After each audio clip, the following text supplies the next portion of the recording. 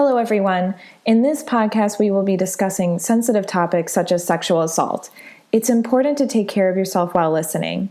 Some suggestions are listening while you're in a healthy headspace or knowing who you can reach out to if you become upset. Our 24/7 helpline for crisis calls based out of Central Florida is 407-500-HEAL. By contacting the National Hotline at 1-800-656-4673, you can get support and learn about your local resources. There's always someone ready to help.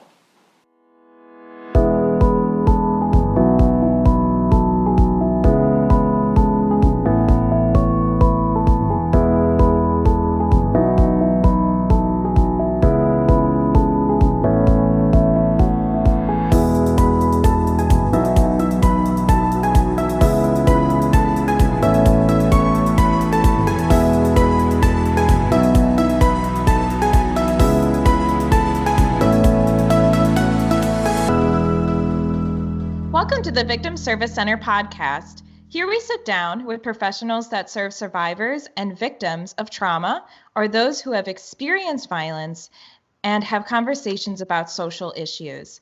This week, we are talking about art and healing. My name is Emilie Mitchell, and I am the Education Coordinator at the Victim Service Center. With me today, I have returning Brandy Godby. Brandy is the lead therapist at the VSC and is a licensed mental health counselor in the state of Florida. She is trained in EMDR and is a certified clinical trauma professional. Brandy has been advocating for sexual trauma survivors through VSC since 2012. Brandy, thank you so much for being here today. Thanks for having me. It's good to be here. I also have with me Rosa Abraham. Rosa is a bilingual crisis counselor and victim advocate at VSC and is currently pursuing a PhD in forensic psychology.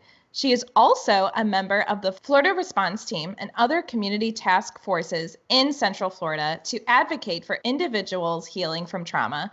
Rosa, thank you also for being here today. It's a pleasure. As a very brief introduction, the Victim Service Center of Central Florida helps victims and survivors of trauma by aiding them in their healing journey through crisis counseling, advocacy, individualized therapy, support groups, and much more. What we are looking to explore in this episode is how art is used in therapy for healing, specifically for survivors of trauma. With that in mind, Rosa, can you walk us through how art can be used in the healing process?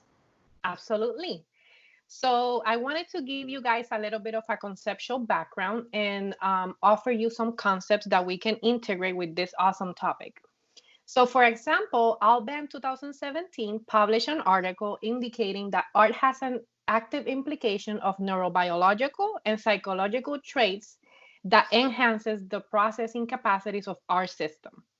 So what it means is that neurologically, we actually release neurotransmitters, and one of them is dopamine, which increases our relaxation and also the connectivity and neuroplasticity in our brain. And in trauma, the term neuroplasticity is very important because other publications will educate us that there's some impact in our brain when we experience trauma. So also, other benefits in the psychological realm will be the improved emotional resilience and the resistance to stress, which I think that we all can benefit from those traits particularly. And then when we speak about trauma, that's one of the most predominant symptoms that we see in the clinical setting. Thank you so much for sharing that, Rosa. Brandy, have you studied using art as a form of healing as a mental health professional?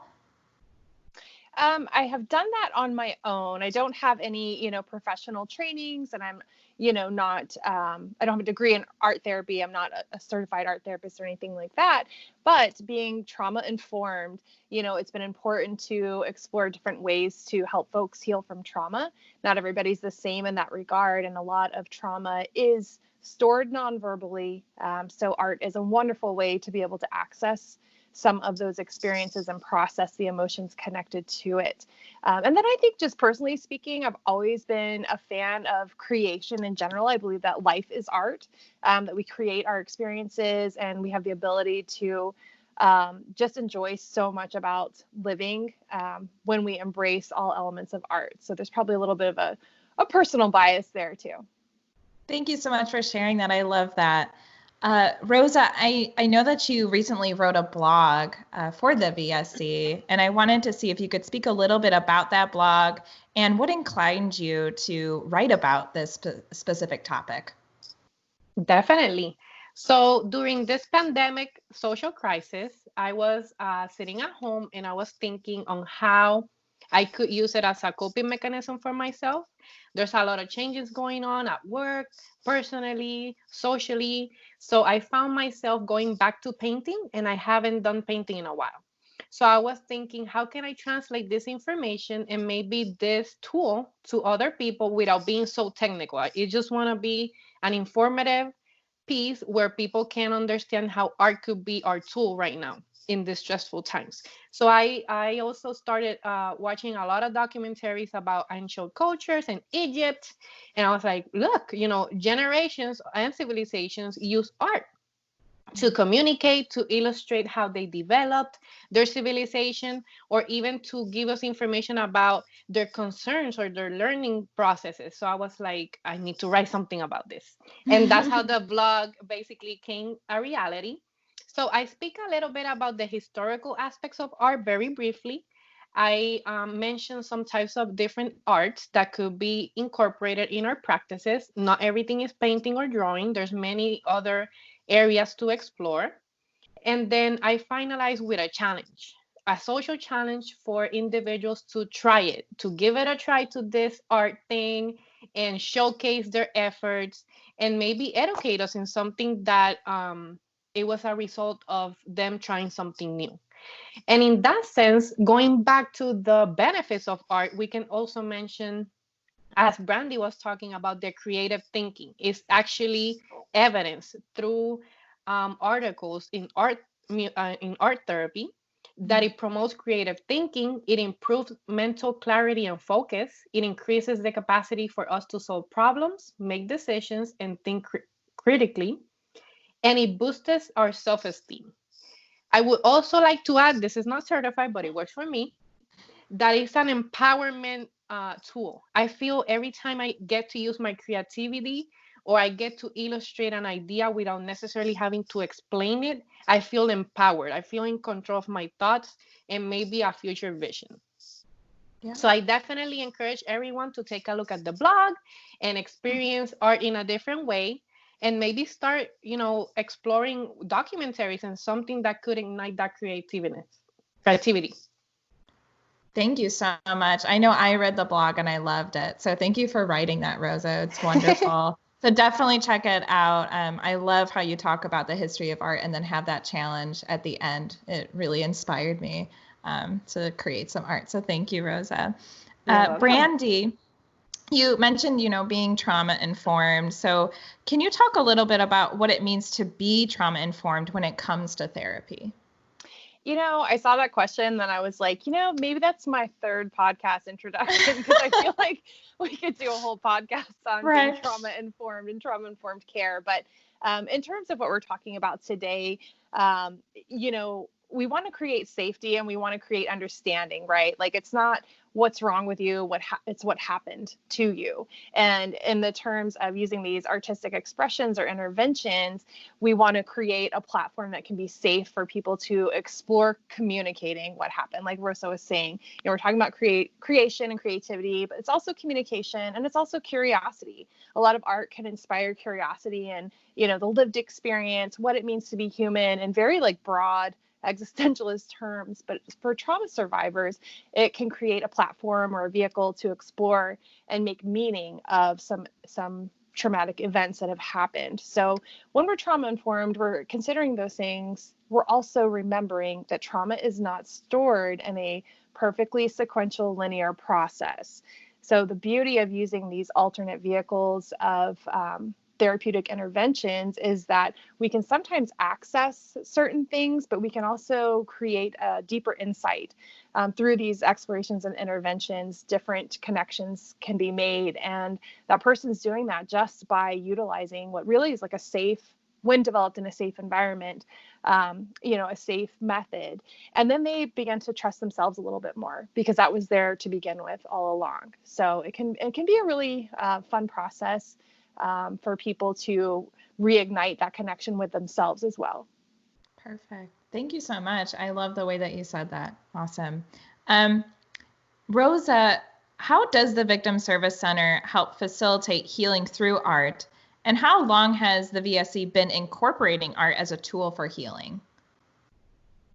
That's a great question, Emilie. Actually, I believe that art was started at VSC through one of our interns, actually, who developed a group called Art of Healing. So at the time of my onboarding to the agency, I, came across this group and I asked about it. When everybody explained to me what it was about, I was like, hey, I use art in my personal capacities to cope and, explore different areas of myself. I would like to participate or see how the group goes. So that's how I got introduced to the group, which is a great approach to allowing clients to have a free space where they can express their feelings, communicate, or touch with their creativity. And it was actually very successful. Then we had another initiative that was proposed by the Florida Council Against Sexual Violence in a project where we had to do a art piece that it was going to be showcased in Tallahassee. So for those purposes, I got into a partnership with a local domestic violence shelter agency, Help Now, in Osceola County. And we got together with our clients interested in participating, and we built up these masks, paper mache masks, where they had to be creative and show half of the face being how they see themselves as a victim or survivor, and half of the face as a survivor and thriver. So we wanted to see the differences between how a situation such as a victimization or trauma can impact my identity, how maybe I carry and show it to others, versus how I see myself and how this situation impacted my identity. Interestingly, through the process, it was basically self-facilitated. The clients and the participants, they expressed how they felt, they presented their mask, and in the process, they validated each other, they narrated stories. It was a very positive vibe. And it was interesting because I didn't do anything. I was just there present. I provided the materials. I spoke with them and I gave them some words of encouragement, and it just started flowing. And I think that that's one of the great things about art, that you don't necessarily have to be too structured. There's definitely different types of art. There's visual arts, there's abstract art, music, and there's decorative and applied arts. We can definitely explore a lot of areas. But in this case, what I actually enjoyed was the natural and, as Brandy said, existential experience. It was very refreshing to see how people who have been hurt, people who have been experiencing difficulties with their emotions, or even developing healthy relationships after being hurt in a way, that they were developing these relationships right there in the spot, just through art. Yeah. So it was very refreshing, and it was enlightening in a way. And VSC, I think, is always open to creating things like this for clients, not necessarily having this structured environment. We are definitely more holistic, I would say. We like to incorporate things that have to do with our body, minds, and obviously following the proper guidelines for our survivors, but always trying to incorporate things that they will feel more connected with themselves, but with society. I love that. Thank you so much for sharing. I think I'm one of those people too, that sometimes I feel like art is kind of like an individual experience. You create on your own and then you view it on your own. But I love that art actually does bring people together too, in those ways. And I really loved hearing that story. I love that. Thank you so much, Rosa. You're welcome. Brandy, with your extensive experience working with survivors of trauma, how do you think art specifically can be utilized in the healing process? And do you think it is an effective tool for processing complex trauma? I think we went over it a little bit, but I wanted to see if you wanted to delve a little deeper. Yeah, a lot of what Rosa was saying is part of how I like to use art as well. Like in group environments, we've done workshops where people can come together, and it's a great opportunity to let go of comparison when we stop comparing to others, but comparing to self, and allow ourselves to get into a place of creativity, and then kind of. It's almost like parallel processing and parallel learning. To me, this is part of why, we story tell over generations and, throughout humanity. We have, I think Charniqua was talking about this in the other podcast, right? Like we have music throughout all cultures and time. I mean, we like to share expression and, again, derive meaning through things. So a lot of times we get that by looking at someone else's experience. I think that's why literature is, again, biased fan of the soft sciences and the arts. But, I think literature has an important place in our culture and society. It's commentary on things that have happened, and it's a way for us to learn through characters, understanding them, getting to know them. So in some ways, it can be a safe way for a client to say, oh, okay, yeah, I really like how that person handled XYZ scenario, or I love how this character always embodies or exhibits these types of values or whatever it is. So it's almost like an as if, which is a therapeutic information. It's acting as if. So it's a safe way to explore some of that. And then I think Stephen mentioned this on the music therapy podcast, where we're externalizing. And so externalizing specifically can also create some safety, not only for exploring it, but also reminding folks that they are not their trauma. They are a human that's experienced something, right? It's not what's wrong with you. It's what happened to you. Let me listen. Let me bear witness to that. Again, we share these things with others. It can be in a group experience. It can be a lot more global. It can be just with a therapist, right? Like, look what I drew. This was my inner child coming out and wanting to share this. And then, being able to process what that meant for the client. So there are different ways to use these interventions in the healing process. But if the person, is there and ready for it and is curious and feeling safe enough to explore, letting go of that comparison, then absolutely can be effective. Perfect. Thank you so much. That makes complete sense. Rosa, I wanted to throw it back to you. What are some maybe common misconceptions of art being used in therapy that you can think of? So before we go to that question, adding to something that Brandy said, that's very important. Healing is a very mysterious path. I see a lot when people are talking to me, as a first responder for the acute cases where I'm right there in that crisis situation where it just happened or hours just passed that it happened. You're commonly going to see people in their most vulnerable stages, and you're going to see a lot of raw emotions, a lot of confusion, difficulty concentrating, difficulty even processing information that could be very basic for us as of like a yes or no, but for them it takes time to make a decision at that time. So I believe that art also gives us the ability to learn how to regulate in a way, because what I've seen is that there's differences when we apply art in a situation where a crisis just happened versus maybe a person who has been in the healing process for a while. So you can actually see the differences of maybe how they're illustrating their emotions, or how they're codifying their self and their identity, maybe how they're wanting to others see themselves, or how they see themselves in the process of healing. Some people use it as a goal in the future, where they illustrate how they want to feel or how they want to be in comparison, such like a bird or a phoenix or a green mountain. It really depends on their stage that they're in, that you're going to see those differences in the art. But the thing that, going back to your question, that I tell people all the time is, you don't have to be a professional trained painter. You don't have to be a professional artist to tweak into art. This is something organic, and I like to think that this is one of those skills that we have in our toolbox when we came into this earth, but we necessarily didn't evolve into it. Or maybe we were conditioned into doing other types of things to regulate our body. Maybe it was sports, maybe it was cooking, maybe it was doing something else that it was similar to a regulation activity, but it wasn't necessarily into the arts. So Another misconception will be, what materials should I use?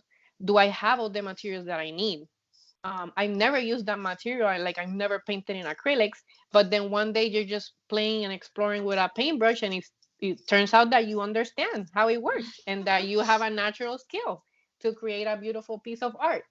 Um, some people have said that art is for children. And this is particularly funny because I think it has to do a lot with what we see on TV or how we grow up and the things that we maybe are taught through the process of developing as a human being.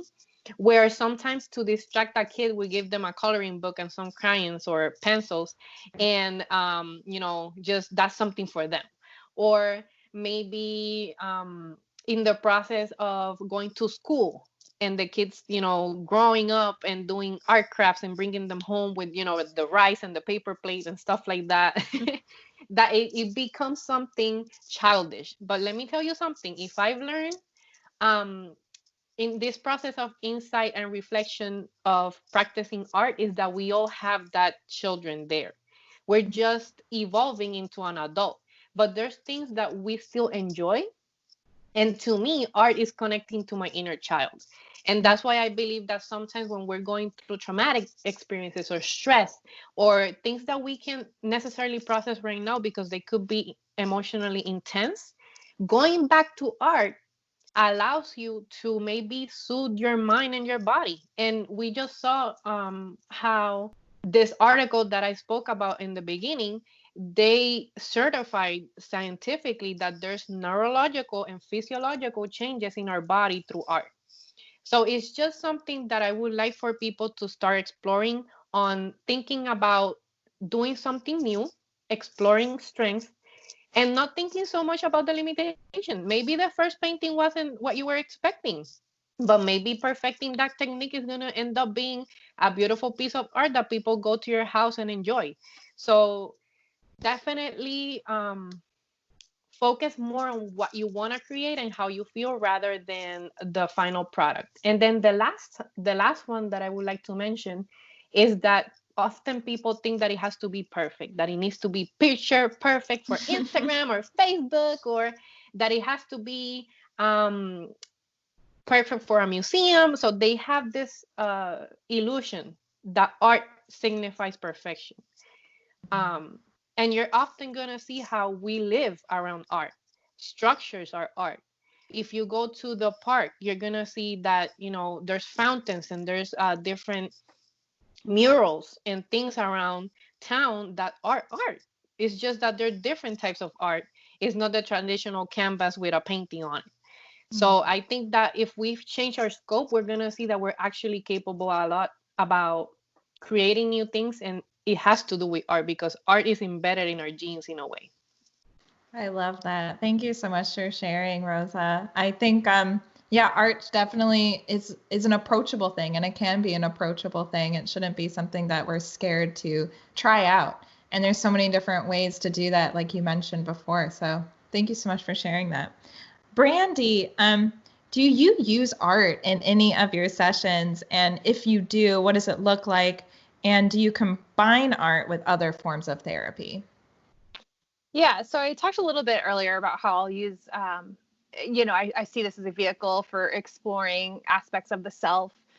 So sometimes that shows up with something like internal family systems, which is a type of therapeutic approach. And I help folks understand, almost like I usually say like let's meet this part like it's a character, and I'm talking about like that child part we have in us, or that part that tends to act out and maybe make some not so hot choices for us. So there's that piece to it where we're exploring things, and sometimes that's verbally, but sometimes I will use a sand tray kit that I have in my office. So I have little figurines that hang out almost like in a little sandbox, like a Zen garden, and we can set things up and have them communicate. But I'll also use it as like a soothing and meditative component to therapy, right? If someone's feeling highly anxious, we don't have to force anything. You want to color? Do you want to color? Yeah. You can, very few people say no to coloring, right? And especially when we can sit on the floor and dump the markers out everywhere and just do what we need to. And a lot of times that allows us to reduce the intensity of what's happening, and we can just start doodling and coloring. And it's like, yeah, it did happen like this for me, and I was so annoyed when so-and-so said whatever it is. It can kind of reduce the intensity of conversation. So those things can take place in session, but I also encourage people to just find what fulfills the self on their own. I know right now, especially those kind of meditative and soothing qualities are helpful. It doesn't always have to be about getting to an end result of, all right, this is my meaning-making experience, and I am going to just paint, and I am going to dance and sing. Meh. I'm cross-stitching right now. I'm cross-stitching because all I do is count my little squares and then make my little diagonals and then make them back the other way and count my squares, so it's very, very relaxing. It doesn't always have to be about deriving something that feels life-changing or like an aha moment. Thank you so much for sharing that, Brandy. Rosa, I wanted to check in with you. How did you actually first come across using art as a form of healing? Good question. So I actually started to utilize art when I was in a substance abuse detox center doing my internship for the master's degree. It was an all-male center. And what I found is that I had difficulty connecting in a way. One, because if we study a little bit about the population, there could be difficulties to establish trust between professionals. And two, it was a new area that I was navigating. So I decided to try to use art as a communication method, which goes back to what Brandy was saying, that actually art can generate great path of communication. So in that sense, what I did is that instead of doing the traditional one-on-one therapy, I found the effectiveness to be using art in a group setting. So I would develop these group sessions utilizing art as a portal. And then I would add other topics such as emotional intelligence, self-esteem, assertive communication, emotional regulation, and things that I would typically try to work with them within the detox stages, but doing it in a peer supportive space because they have this trust that naturally develops with them. And also introducing myself as a female, first of all, and second, as a professional, to work with them navigating what they're feeling or what they want to externalize rather than telling them what's good from bad. So I found that that approach was highly impactful. And then I decided to do a mural within the center to increase the completion of the program. So there's a high rate of difficulty for individuals in a detox center to complete the 21 day because it's definitely a psychological but also a physical challenge. And this mural represented for them a new beginning. So it was a tree, it was just the branches, and they had to design, cut, and draw their leaves with a positive word that would symbolize the completion of the program. And I would go each time with them and the group of the other personnel and also the participants to symbolically complete the process with the person. And then the person would leave a quote of encouragement for a new person coming into the program. And then at that moment, if they wanted to communicate any message or express what it meant for them, the experience, they would do it. And then we will be all of us surrounding that mural in representation of, first of all, respect, because I always believe that there's a difficulty connecting with people who are going through very intrusive clinical situations, and substance abuse is one of them.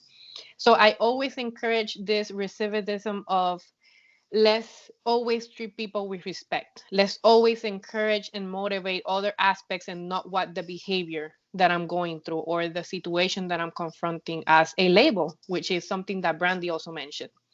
When we're talking about trauma, we also can navigate in the history of this individual, and we could see either family who has used substance abuse or the individual themselves having difficulties with some kind of substance.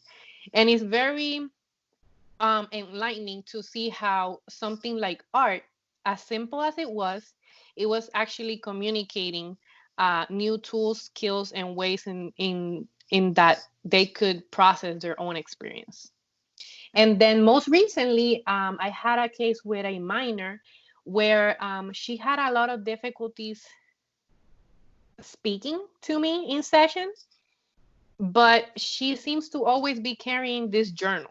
And I said, how do you feel about maybe instead of talking about yourself and answering a lot of questions, why don't we just sit down and we make some drawings? And she was like, yeah, okay, I can do that. So we were in my office on the floor, pulling out some markers and pencils and stuff that I always have in my office.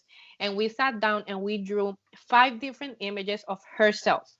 And she had to describe an emotion with each image. And what we end up discovering together was that she was prone to using anger as a primary emotion, which made her react to her environment in a very aggressive way. So when I was speaking to her parents, they would say, oh, she's always angry. I don't know how to talk to her. I don't know what to do. She's always snapping at me or looking at me the wrong way. And I see her that she's always angry, angry, angry. So we were wanting to explore the emotions, but I didn't want to be either blaming her or identifying anything to be negative, because I understand. And if we go back to crisis and understanding how our body processes trauma, one of the reactions could be anger. So to me, it's a natural common reaction to trauma. To her parents, might have been something that it wasn't either taught through the discipline that they had in their family or the culture that they had in their systemic dynamics. And it's interesting to see how 2 different populations, being substance abuse and maybe this minor, they identify different things and it wasn't in the same method. So it's very important for us to always consider that when we are trying to incorporate strategies of art, I will always say try to make meaning from the exercise, not just do a drawing and leave the person with the drawing. Try to see how they are codifying that drawing. And you don't have to do any treatment plans. We're not doing this as a art therapist. I'm doing it as maybe an introduction to educating about trauma, or an introduction to educating about emotional regulation or emotional intelligence. So it doesn't have to be a full treatment plan, but I think that the beneficial part of it is actually listening to the creator of the art and trying to tap into their brain. Because we might be thinking as a professional, okay, this person may be experiencing anger, if this is a common reaction to trauma, and we're here conceptualizing because that's our job. However, this person might just be seeing it as, this is how I feel, I wanted to get away, my body is hot, I have so much stuff piling in, I feel like I'm going to blow up like a volcano. So allowing to have that exchange of tapping into their ideas, feelings, experiences, and then giving them some meaning with our professional feedback, I think that's the beauty of merging art, healing, and therapy in the same environment. Amazing. Yeah, I love that.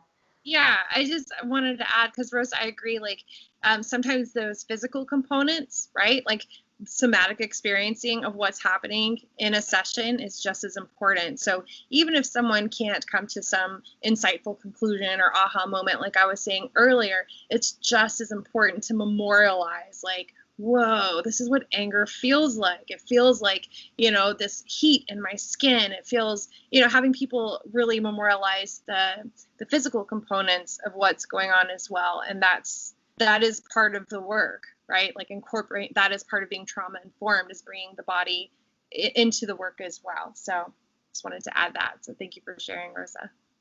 Thank you for adding that too as well. Yeah, I've heard of, again, I'm not a mental health professional by any means as a just an educational person, but I have heard of like body scan, where you kind of like are head to toe kind of feeling like, how am I feeling physically, and how that can be really helpful to kind of like a mindfulness exercise. And it seems like art's being used as a wonderful tool for that. So that's wonderful. Brandy, I also wanted to ask you, what are some ways in which the VSC shows off, the artwork done at the VSC? I think there might be some artwork in the lobby, that kind of thing. Do you have any information about that? Well, I mean, I'm going to get abstract with it because I saw that question and I'm like, some of the ways VSC shows off our art is in the way that our clients live their lives. It's when our clients are out in the community and they're able to utilize like their, visualized safe place, happy place, content place, peaceful place that they've created, potentially in session, say as part of EMDR resourcing. And they can utilize that. It's when clients are able to kind of like visualize what's going on in their body. This is what, shame feels like, and this is what color it is, and here's where it sits in my body, and here's what I'm noticing, and I can separate myself from it. So I'm going to add that abstract element that we show that off in the community through the ripple effect of the work that our clients are doing, right? Like the clients doing the healing shows up in the community we live. But I do know that, we've had a few things over time. Rosa's actually had a big part in some of the visual representations. But even when I first came on board, there already existed a message of hope notebook where people could write or doodle or send messages to one another. And it was really cool. It was pretty filled up and the pages were a little crinkly and thinned out in spots because people were looking and sharing. And then I think someone really needed a lot of hope because they chose to take that book with them.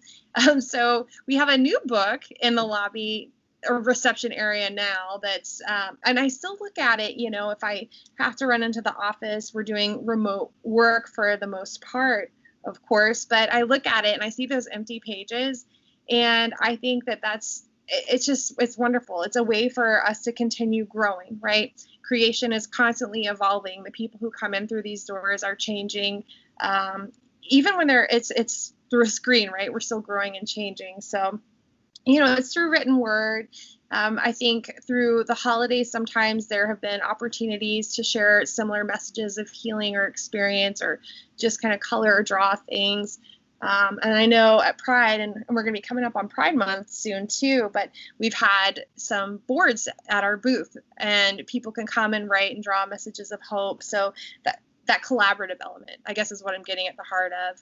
Rosa mentioned it earlier. I mentioned it earlier, but I think it just speaks to who we are as an agency, that we're working to build healing in the community.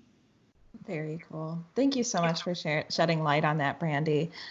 Rosa, wanted to ask you, can you share, and I think you spoke about it earlier, but I didn't know if you had, another specific example of a success story using art and healing, and how have you seen your clients benefit from art? If you have anything else you'd like to add. Those are the ones that I really always remember. Mm-hmm. I've had other minor experiences where I had a client of sexual violence, female, where we had a session, but she still didn't have an answer for me for a specific question. So I said, you know what, why don't you go back home and you try to create an image and bring it back and we're going to talk about it. So what she actually did, she drew, it was kind of like a solar, planetary, visionary, futuristic image. Mm-hmm. And what she said was, I know what elements I want to have in my future, but I want you to color it for me. And it was kind of like, to me, I felt a little bit shocked because I was like, it's interesting how she developed all these details. They had different planets, and within the planets, there were like different images. One had like a mountain view, and it was very creative. It was different. I never seen something like that. But she brought it in black and white, and she said, I need you to color it for me. And to me, in a reflective way, I kind of felt like this is how healing works. You do part of the work, and I might be completing the other half. So in my mind, I kind of see it like she didn't say it. We didn't have a specific verbal exchange of how we were working together in something, but we did. And I actually colored it and gave it to her in the next session, and she has it. So I think that it was a very heartfelt exchange for me. I didn't think about it as a success story because I saw myself invested in it. I saw it as it was something for both of us and not just for her. So in that sense, I think that art is just very beautiful. I see it as a beautiful way to sometimes speak without necessarily having a well thought out expression. And when you're connected to art, I compare it a lot with spirituality, because when I hear people talking to me about spirituality or practicing meditation, that's how I feel when I'm doing art. So I think that sometimes, we're in different stages of life, and we learn to connect with some things that are instinctual, but also things that we need to learn because we've been impacted by something such as trauma. And I think that navigating trauma with art, it becomes more like the caterpillar that became the butterfly at the end. I think that we explore things that we haven't explored, and we may discover things that at the end are going to stick with us until the end of times. So I think that that was one of the most impactful stories that you brought into my mind back, that I didn't necessarily codify it as something for her, because I actually benefited, I think, even more than she had at that time. Wow. It looks like, we talk a lot about, the relationship between, clients and their therapists. And it looks like that artwork kind of represented your relationship with each other. And that's really beautiful. I love that. I'm really glad that you reflected on that. That's really cool. Thank you for sharing. Brandy, what are some ways that people listening can incorporate art into their lives in a healing way? And how can people do this at a time during, how can they do this at home during this time of, the stay-at-home order and that kind of thing? Yeah, I'm a big fan of embracing curiosity across the board. So I would encourage folks to stay curious. I was not cross-stitching, 3 months ago, but I am now. And that's because I'm curious about what's going to soothe me and what my needs are in changing times.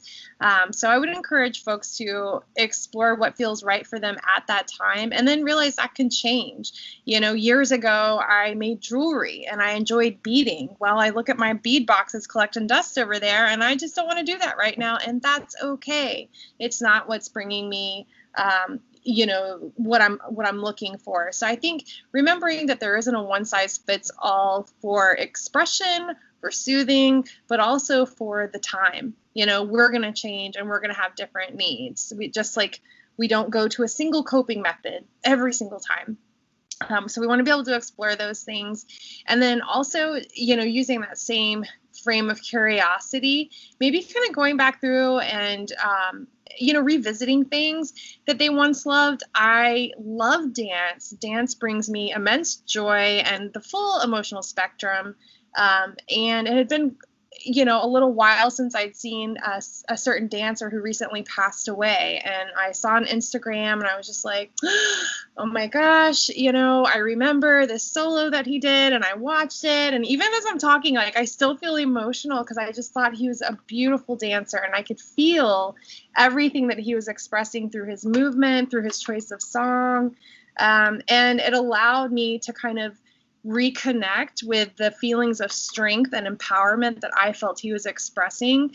And it was all for him. You could tell it was all for him. Even though he's in front of an audience, he was performing that for himself. So sometimes it's okay to go back and revisit things, just to kind of allow space for connection with emotions, especially now where we're needing to compartmentalize so much just to kind of get through, our basic survival, right, day to day.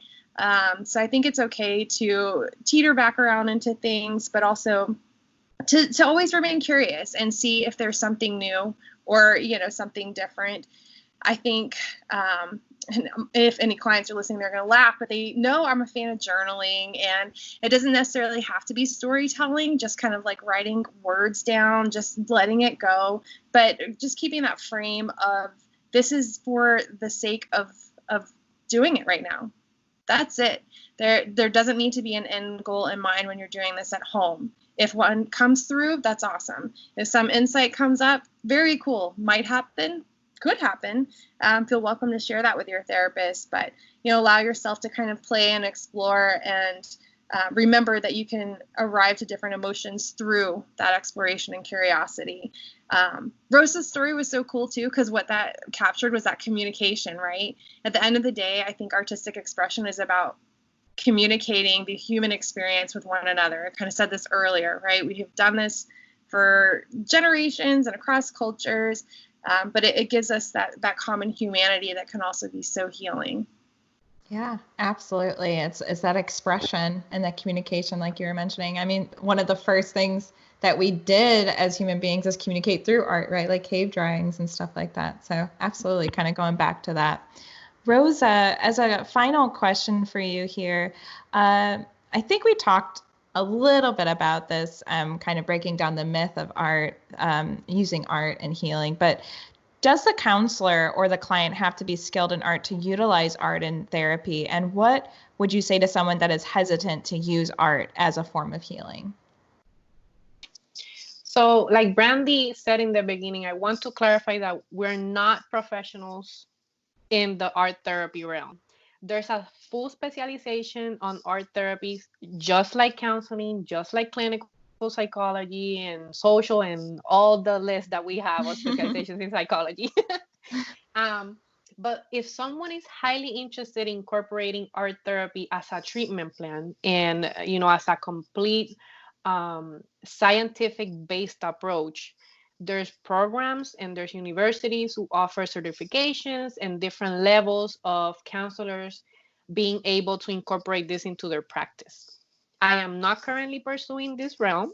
Mm-hmm. However, I do use the strategies, like I mentioned, in certain sessions, either to open up that communication path or maybe externalize some ideas in order to see how can I be a agent of stabilizing this individual's crisis episode, or maybe as a motivational expression.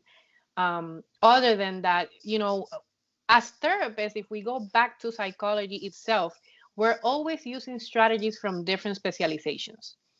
We're not necessarily just doing one thing always. Right. We might be doing a framework based on existentialism and then using a cognitive behavioral strategy to get that person to be grounded and understand the concept of what we're trying to do. But it doesn't mean that we have to be specialized in one area. As professionals and following ethical guidelines through our profession, we should always stick to what we know and what we're trained on. So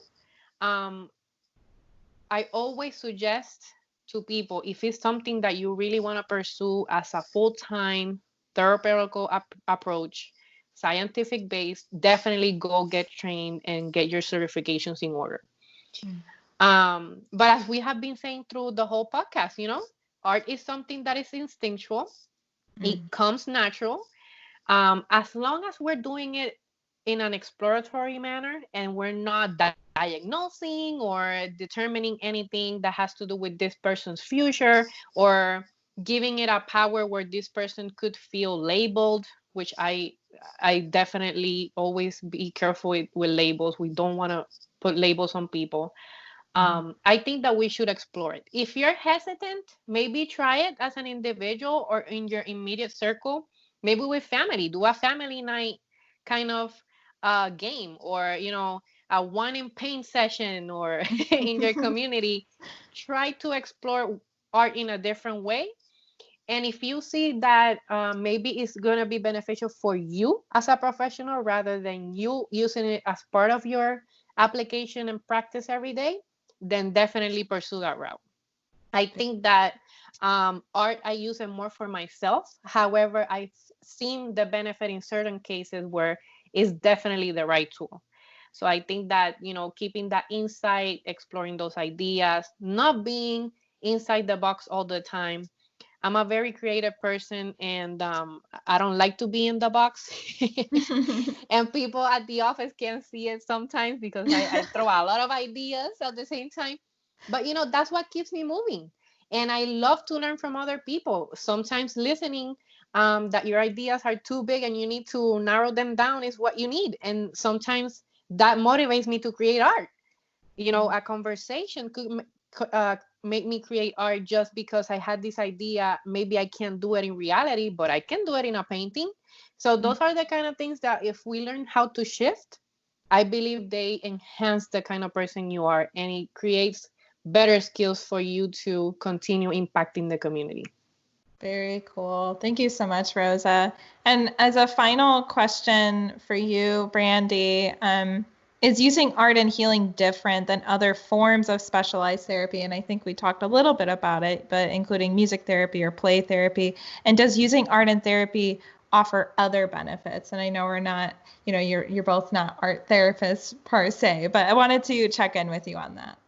Yeah. So, I think it's an important distinction because there are folks out there who specialize in those areas. Like Charnico was a music therapist. She had specialized training. The art therapist, same thing. There are dance therapists out there. Play therapists, you can get a certification. But for the most part, I think what we're all doing here is we're using these interventions to help facilitate expression, to help facilitate, insight and understanding of an experience of the self, to connect with other people, to communicate. There are just so many nuances that there's no way we could box that into like, this is the only time in space you can ever use this method. So there are different, I suppose you could say there are some differences, but I think we're always, at least here in our work, we're always going to come down to the individual and what the individual is going to respond to. So if someone tells me, I hate writing, I'm not going to say, let's start journaling. Why don't we work on a short story about your experience? Okay, well, look, finger painting, music, something else. Like we're going to adapt to what the people are who are coming to us with, meeting people where they are and meeting them for who they are. But in general, I think, we're talking about this in the terms of therapy, right? Like these artistic interventions in order to facilitate all of these healing facets. But I'll just add that in general, I think art offers so many benefits, and uniquely, I think we can see that as a culture, as a society right now, when we've lost access to so many things through these stay-at-home orders where museums are streaming, come visit a museum. I know there have been some operas that have been broadcast, some play. I mean, there's just all kinds of stuff. I talk about D Nice's Instagram parties all the time because, this is showing like, wow, that was so fun. This is so cool. We do, as humans, get so much out of having art in our lives. And philosophically, I've always felt that life is art. And we have the ability to kind of create our journey. And to me, that is the ultimate empowerment right there. We choose how we respond. We choose how we're going to make meaning out of things. So I would say, yes, art and therapy can offer a lot of benefits, but I would say overall that, if we're not embracing the artistic elements of life, then we're kind of missing out on the full lived human experience. Very cool. Yeah, well said, Brandy. Thank you so much. Before we sign off here, is there anything else that you, Rosa, or you, Brandy, would like to add? I mean, I just had a lot of fun doing this. It's a fun conversation, and it's a fun topic to talk about. I think, even though the work that we do is trauma focused, it's so nice to remember that there are so many soft and subtle nuances in doing this work, and in the healing path. So thanks for creating this platform. I've enjoyed music therapy and, using artistic interventions in therapy. So I can't wait to see your interpretive dance therapy, if that's a live stream you're going to do for us, Emilie. Definitely the next. So. Perfect. Rosa, did you have anything you wanted to add? I wanted to add, just like Brandy said, this is a wonderful experience. I never have thought in my years of pursuing social change and being a mental health professional that we will be having this kind of outlet to connect with people and express our unique ideas and how we are changing how psychology is seen. Psychology and mental health is often seen as a clinical, intrusive, we're bad, we have this label and we have to fix it. And I think that through the practices that we do at VSC, we're showing people that we're humans that care, and we just had a calling. We developed that into a degree, And we're using that degree for the benefit of the collective, not just for us. So I think that integrating that passion with the uniqueness and the tools or skills or talents that we all have as a team at the agency, it kind of feels like going to a family setting, learning new things, and creating my new path. So I'm really appreciative of this opportunity to speak with you guys and show the world how our dynamic can be translated in a podcast or a video or a blog. So I'm really happy that people are having that chance to connect with us and not see us just as the trauma people or the people that work with the crisis situations. We're humans just like everyone else. We have our ups, we have our downs, but there's that little flame inside of us that we want to make change, and that's what keeps us going. So thank you so much. Yeah, definitely. Thank you so much. So amazingly well said. Brandy, did you want to say something? I want to plug Rosa's challenge when her blog comes out. Let's do this. The Creativity in Crisis, and I think it's at VSC Florida on Instagram, and I'm not sure if it's going to be on Facebook as well, but let's do this. So yes, I can't wait to see you guys make some art. Yes, let's all sign up for that challenge. Let's do it. And I think that's a wonderful place to sign off here. Thank you to the listener for listening to the Victim Service Podcast. The VSC is a nonprofit organization that provides free confidential counseling services for victims of any kind of trauma in Central Florida. To learn more about our services, please visit victimservicecenter.org. And to everyone listening, healing is not linear and you are not alone. And thank you, Brandy and Rosa, so much for joining me today. Thank you.